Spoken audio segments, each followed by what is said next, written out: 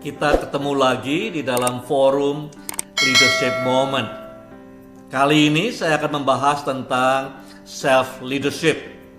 Banyak dari kita pernah ikut seminar, training, kursus, bahkan sekolah, ambil gelar tentang leadership. Pada umumnya, di forum-forum seperti itu, kita belajar bagaimana memimpin orang lain. Tidak banyak dari kita yang belajar bagaimana memimpin diri kita sendiri. Sesulit-sulitnya kita memimpin orang lain, lebih sulit memimpin diri kita sendiri. Dalam memimpin orang lain, ukurannya bisa lebih jelas, sanksinya bisa lebih tegas. Dalam memimpin diri sendiri, kadang-kadang ukurannya tidak jelas, garisnya tidak jelas, dan sanksinya tidak mudah. Mustahil kita bisa memimpin orang lain dengan maksimal jika tidak berhasil memimpin diri kita sendiri dengan baik. Dalam video singkat ini saya mau mengusulkan 7 hal atau 7 langkah yang perlu diambil agar kita bisa memimpin diri kita sendiri dengan berhasil.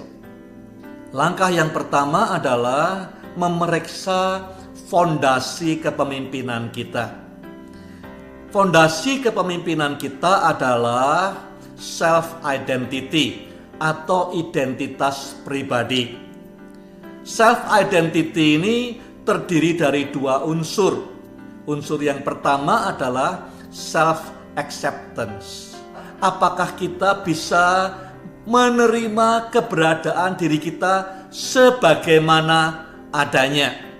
Coba diperiksa masing-masing kita, apakah kita bisa mensyukuri keberadaan kita sendiri, atau kita terus pengen jadi seperti orang lain. Banyak orang ingin jadi seperti kakaknya, seperti adiknya, seperti temannya. Itu tandanya self-acceptance-nya tidak sehat. Unsur yang kedua adalah self-worth.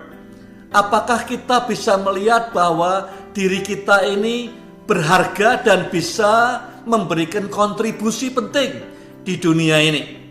Kalau kita melihat bahwa diri kita tidak ada harganya, maka kita akan minder, kita akan rendah diri, dan fondasi kepemimpinan kita akan rentan, tidak kuat. Jadi yang pertama, kalau mau memimpin diri sendiri dengan baik, periksa fondasinya. Pertanyaan pertama, apakah saudara bisa menerima keberadaanmu? Bisa mengucap syukur atas dirimu sebagaimana adanya. Yang kedua, periksa apakah self-worth saudara atau harga diri saudara sehat. Saudara yakin ada kontribusi yang sudah bisa berikan buat dunia, buat organisasi. Kalau 2 hal ini sehat, maka fondasinya kuat. Langkah kedua setelah memeriksa fondasi, saudara perlu temukan purpose hidupmu. Bagaimana saudara bisa memimpin hidupmu kalau purpose hidupmu tidak jelas? Kalau sampai hari ini kau tak tahu purpose hidupmu apa, ambil waktu berdoa. Karena yang tahu purpose-nya tentu yang buat. Yang membuat saudara adalah Tuhan. Dia paling tahu kenapa dia buat saudara. Jadi cari tahu dari Tuhan, saudara dihadirkan Tuhan di dunia ini untuk purpose apa. Dan fokus pada purpose hidupmu. Langkah nomor 3, establish your value. Value itu seperti boundaries. Kalau kita main sepak bola, kita perlu tahu batasnya di mana semua. Supaya kita bisa menampilkan semua keterampilan kita menendang, menggiring bola, kita perlu tahu batasnya. Kalau kita tidak tahu batasnya, kita tidak bisa konsentrasi, takut kalau lewat batas. Dalam hidup kita sebagai pemimpin, value adalah batasan-batasan yang penting. Establish value hidup saudara berdasarkan firman Tuhan. Yang penting tentu integritas, kekudusan hidup, keberanian, excellence. Langkah keempat, buat daftar aset yang Tuhan titipkan dalam saudara. Kita lahir telanjang tidak bawa apa-apa, kita mati juga tidak bawa apa-apa. Semua dalam hidup kita itu aset titipan Tuhan. Termasuk pengetahuan, termasuk keterampilan, termasuk waktu yang diberikan pada kita. Ditulis, dibuat listnya. Karena semua aset ini harus kita investasikan.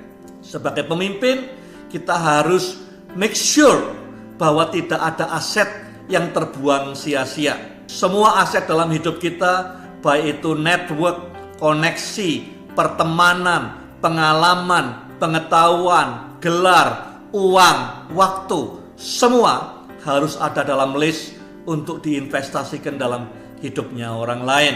Yang nomor 5, rencanakan pertumbuhanmu. Satu-satunya tanda bahwa ada kehidupan adalah pertumbuhan. Demikian juga dengan saudara dan saya, kepemimpinan kita harus bertumbuh. Jadi kita harus buat perencanaan. Misalnya, saya mau baca buku tentang leadership, 1 buku setiap bulan. Atau melihat YouTube 1 tentang leadership setiap minggu. Atau saya mau ikut seminar yang diurapi tentang kepemimpinan setahun 2 kali. Nomor 6, yang penting adalah mengorganisir secara intentional gudang habit kita. Kita untuk maju perlu berubah. Perubahan yang bakal terjadi dalam hidup kita hanya bisa terjadi kalau itu menjadi habit atau kebiasaan dalam hidup kita.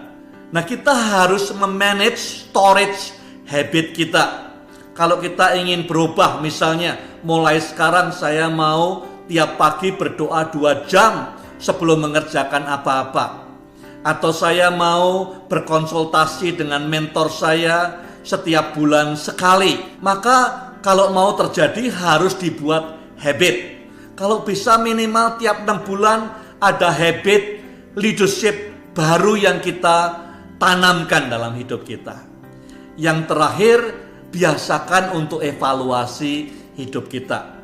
Evaluasi bisa sendiri.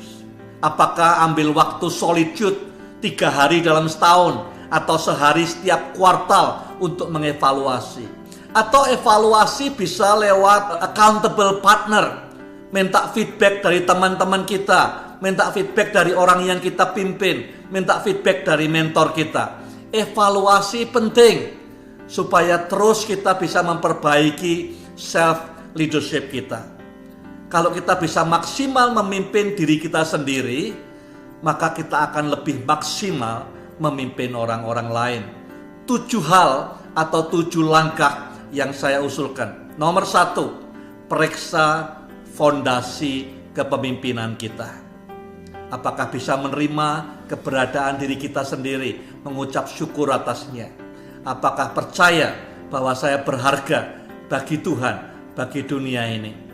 Nomor 2, temukan purpose hidup kita, tujuan hidup kita. Nomor 3, establish, bangun value, batasan-batasan hidup kita. Value menolong kita mengambil keputusan di masa-masa yang sulit. Nomor 4, buat list semua aset yang Tuhan titipkan pada kita. Nomor 5, rencanakan pertumbuhan kepemimpinan kita.